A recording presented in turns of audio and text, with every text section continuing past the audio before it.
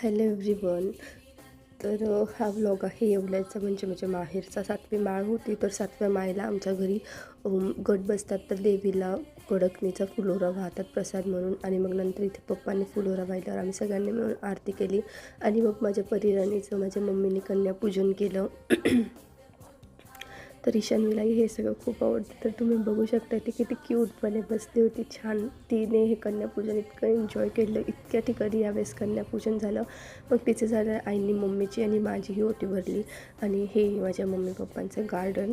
तर बघू शकता किती गुलाब आलेत. मम्मी पप्पांना झाडांची खूपच हौस आहे, तर त्यांनी बरेच झाडं लावून ठेवले आहे. बरेच छान फुलं आले होते, तर छान वाटत होतं. नंतर मग आम्ही माझ्या काकांकडे गेलो, आणि काकांकडेही भरपूर मोठा देवारा आहे. तर ते बघू शकताय देवीची किती सुंदर मूर्ती आहे. नंतर माझ्या काकूनेही ईशान्वीचं कन्यापूजन केलं, आणि मग आम्ही सगळ्यांनी छान एन्जॉय केला. थँक्यू.